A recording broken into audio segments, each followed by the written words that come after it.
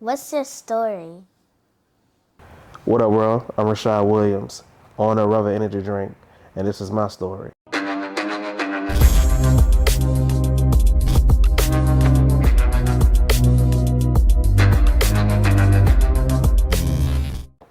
Okay, so tell everyone, where are you from? So listen, I'm born and raised from New Orleans, uptown New Orleans, okay? Um, here just love my city, man. Love my city. But yeah, originated from uptown. Okay, so growing up uptown, how was it, for you, growing up out there? Oh man, it was for me, from a young age, I actually was exposed to a lot living in the inner city, but I had a family that gave me a solid foundation. Started with spirituality, and was very there was an advocate for education. So, it was the mindset of the next generation do better than the last. So, I thank God for my family for me able to keep me grounded and lead me, to give me the opportunity for great things. Gotcha. So, if you have your brand new energy drink out now, Yeah, so yeah. how did you come up with a name for it? So I was like, so of course my name is Rashaad, and I wanted something with an R in it. This is really like my baby, So I actually was playing around with some words and came across Revel, and the definition of Revel is having a good time, especially when drinking. And so I was like, damn, this is like perfect, because I feel like, it goes along with it. And my slogan is, it's not just an energy drink, but it's a lifestyle. So, it doesn't matter what your lifestyle is. It's transparent to all walks of life. So, of course, we had to go with Revel Energy Drink. Gotcha. So being one entrepreneur, like tell us a little bit for your struggles, actually All right. branding your own company, getting your company out, Yeah. finances, all that. Oh, man, it's a real struggle. But, again, I trust God and I believe in God. And so, and on top of that, God put the right people around me. I got great business partners, shout out to Casey, who definitely helped me out a lot, man. I also got a new distributor partnership with my guy Ricky. He's exposing me to the Latino area, and I just signed a deal with Peroni and Sons, and they're taking over all my grocery stores. And so for me, it's I'm the captain of the ship, so originally it started off from an idea, then I was able to turn that idea into paper, they say write the vision down, and it would definitely come to life. And so, in the beginning, man, I had the mock up of the can, and I was selling it, and I was pitching it to people, and it took a minute, man. I've been working on this for 5 years, and so when I was able to bring it to life, the first step was to get it in the stores. Now it's different levels. Now it's like, okay, you got it in the stores, how you maintain in the stores. And it's a process, because it's a new product. I have major competition. Everybody, yes, people are going to, show love and gravitate to local products. But at the end of the day, the stores only want it if it's selling. So, I'm out here politicking like I'm on a campaign, and but it's not an overnight success, man. It's a journey. It's a marathon. And so I go to store. I'm working out deals with people. Shout out to Win Dixie. I just closed a deal with Win Dixie yesterday, so we'll be in there real soon. Shout out to Rouse's, all my grocery stores, Conseco's, everyone, and giving me the opportunity to be sitting on the shelf. And so for me, that keeps me going. That keeps me pushing because it's beyond just those locations, man. I'm trying to go nationwide this year. So the financial part, it's gonna take millions of dollars, to be able to grow and go nationwide. But the money gonna come, and the money is coming, but I gotta be able to, again, because I'm the captain of the ship, man. I gotta keep on going and keep on trucking, man, and allow everything to organically develop and build, and yeah, we gonna definitely take this to the next level. Okay. So I got this question. Well, not this question. I want you to tell. I'm gonna give like a little free game, like just the hard work behind coming up with a name, trademarking it, like finding like the right perfect size can, the Right, right, product. right. Like I want you to tell someone like the process of that. You got to be a student of the game. I think a lot of times, man, on social media, man, it's so much cap. People think that, oh, I can start a business and I could be a millionaire, blase, blase. Just because you start a business doesn't mean you're a millionaire. All business owners ain't millionaires. But the point is that fact that it's not about the money. It's about the grind and the hard work that you put into it. And so, because when you become a student of the game, you become a student of what you got, of your category, you know, um, you pretty much, you're learning as you're going, and as you're learning, is growing you to be a successful, better business person. Excuse me. So, for me, I feel like this right now, I appreciate being in the trenches because it's teaching me so much. It's building value for myself and also as a businessman. And so when I do sit at the table and with these big boys and stuff like that, I understand the full process. I understand it from a sales perspective, from a marketing perspective, from an administrative perspective. Like I can speak all of those lingos and tell you the development of the foundation of Revel. So because then from that, again, you got to put it in the work, because if you ain't putting in the work, it's not going to last long. You put in this work, man, you can last forever. And so you build, because you building where you at right now, and because you learning all of this knowledge, man, sky's the limit for any business that you do. So I think for my advice to anybody is, don't think that it's overnight. Don't give up. Keep on pushing. And I don't care how many no's you get, man. If God gave you a vision, keep on pushing, keep going, because eventually you're going to get that yes, and you're going to realize doors going to be opening just organically because of the work that you put in. I put in so much work, whereas some stores, it's an automatic be like, oh yeah, we want it. Or people call me and like, yo, I got to get it here. You know, I get to the point.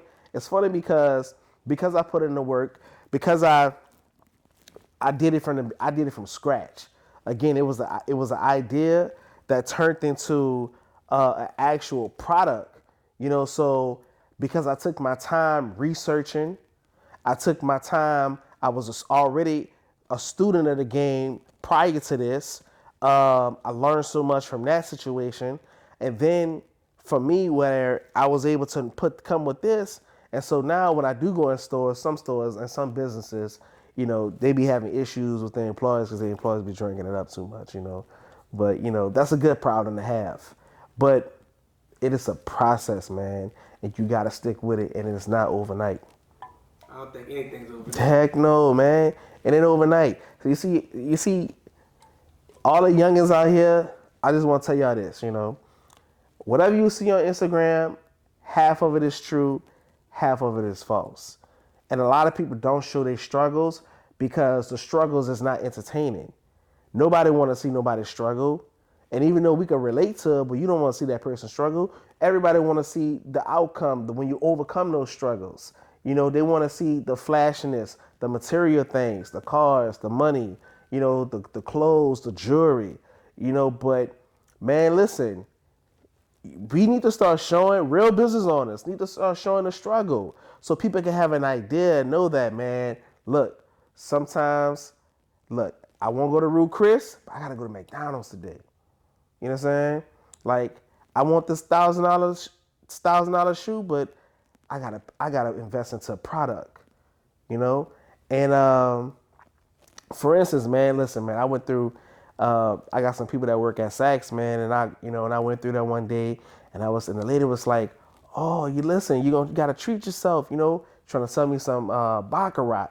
And I was like, "Look, as much as I want it, I gotta be humble enough to say, you know what? I gotta invest this $400 into my business. That's $400 going to marketing. That's $400 to go into anything with the product. You dig? Because I'm not trying to be famous. I don't want the notoriety because I just own a business, whatever. I'm trying to create generational wealth. So my daughter and then her kids and then also my family members and my friends, whatever, they could be able to be a blessing. And not just my inner circle, but be a blessing to others. I'm trying to continue to provide and put food on other family tables by having more employees, man. So, it's just not, it's bigger than just me, you know? Gotcha. So let's let's take it back. Actually, I'm like before I'm like Revel drinking. Like I want you to tell people, I'm like some of the careers you actually jumped into, actually before becoming an entrepreneur. Man, look, man, I had so many jobs, bro. Like I remember my first job. I was at Xavier. They had this lady. She had her own gym, like small business owner. And man, this lady was paying me like $20 a week to come over, like I sweep or just kind of clean up or whatever, you know. And from that, it just grew to, other little jobs. I was in sales, and then when I graduated, I started selling cars, and I was able to learn business hands-on at the car dealership. Then I was able to go work for iHeart and build relationships with the community, but also with my clients. And from that, it was my main background in sales and marketing. So what I was able to do is take what I learned from other companies and incorporate to my own business. So I had to crawl before I walk. Not everybody had the knowledge or the know-how to say, you know what, I'm gonna wake up, I'm gonna start this business. You gotta learn how the business operate. And so even though I went to school for business management at Xavier, shout out to Xavier, however, it was another game changer when I got in the work field and actually had to apply whatever I learned at school to real life circumstances. And a lot of times, what I learned in school, real life circumstances, it didn't teach me for real life circumstances. I had to learn as I go, And so yeah, that's what I was doing, man. I was, and prior to that, my mentor, he actually started an alkaline water company. I was a sales director with that, and that's how I got a lot of knowledge and building relationships and actually building a company from ground zero.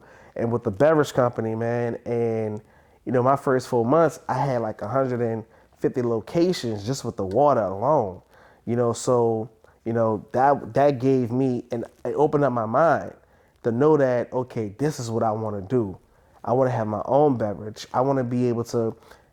For me, the accomplishment is being on the shelf and competing with Red Bull, Monster, Celsius, Bang Energy Drink, and all these top multi-million, billion-dollar companies, but yet somebody choose Revel over that.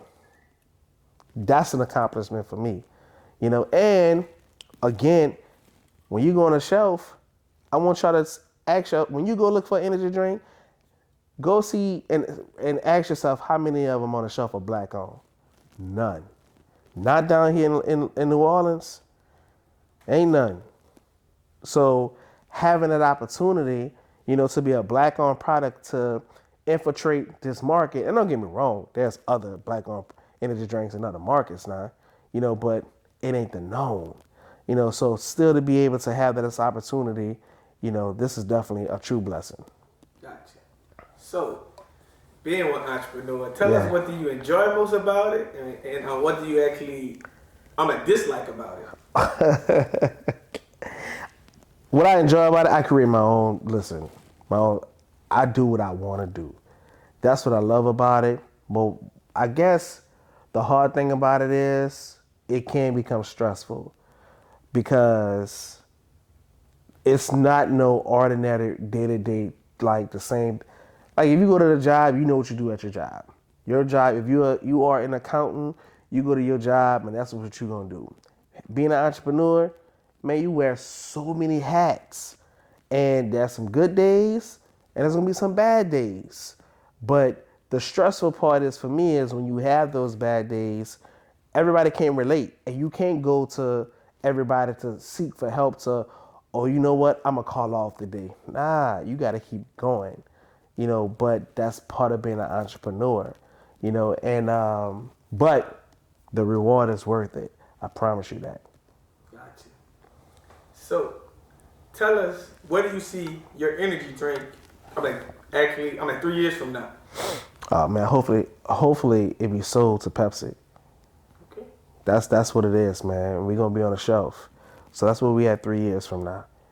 So and be nationwide, and then that's what it is. I want to be in every store. I want to be the number one energy drink in the country. That's what I want, man, and it's gonna happen. It's not too many. Listen, no lie. my sister told me today, and I won't, maybe this little TMI, whatever. But she was like, listen, man, I got cramps, and Revel is the only drink that helped me with cramps. I don't know, so I told her. Posting that clip. So we got to check into that, and it's a safer drink for diabetics. I get a lot of people, especially in our community, I let everybody be like, oh, I don't really drink it because, I'm a diabetic and the sugar, whatever. But I have a lot of diabetics actually drink this because it's a safer choice. So we definitely got something. It's definitely a game changer. It just, like I said, in 3 years from now, we're going to be on every store and in every city in this country. Gotcha. And so, what's your advice to an entrepreneur that's trying to follow, or what's your advice to an entrepreneur that's trying to follow on your footsteps? I mean, here's the thing. Never get discouraged. You're going to always have competition. This is a multi-billion-dollar industry. When you talk about, beverages that's getting bought out, you had Rockstar that got bought out $4 billion from Pepsi. Pepsi just invested $500 and some million into Celsius. Dr. Pepper just bought C4 they invested in C4 for like $900 million. So, and the list goes on. So it's a multi-billion-dollar industry. Yes, that's competition, but you gotta keep on going. But the thing is, though, what's different with your product than every other product in the market? And that's got to be your niche. Yes, especially for black owners. It's limited. But at the end of the day, man, it's an opportunity there. And my advice is keep going. Don't give up. Be a student of the game. And always be creative. Always know how to create an opportunity or create a moment out that opportunity. Whether it be some stuff. Yesterday, I was in the quarters and I seen some girls doing like a TikTok video. And I said, you know what? I had to, ask, what y'all figure out what they was doing. When they told me, I gave them a can each, and I was like, look, man, y'all post this. That's creating an opportunity, creating a moment out that opportunity. So you got to always keep your mind thinking about how to be able to build and get your company to the next level. Gotcha. And also, last but not least, tell everyone, where can they find you on social media? And also, where can they find your energy drink at? So social media is Revel Energy Drink on Instagram. It's also Revel Energy Drink on TikTok. My energy drink is in all the grocery stores here in the city of New Orleans. We about to expand to Baton Rouge as well, and on the North Shore. But like I said, I just did a deal with Winn-Dixie, so that's me coming soon in Winn-Dixie. And then we also rebuilding our website as well so people can place their orders. But just hit us up if you want. If you out of town, hit us up on the Instagram. We'll still ship directly to you. It's Revel Energy Drink, TikTok, Revel Energy Drink, Instagram. And we all over. Right now, we close to 200 locations. So you can go to Conseco's, Bromart, Rouse's, Robert's, Dornex, or Pardos. The list goes on. And you're going to catch us either on the energy drink aisle or you're going to catch us in the cooler. But you can go to any gas station and we in there too. All parts of the city. Oh, but all right. I'm looking, we done. What's your story?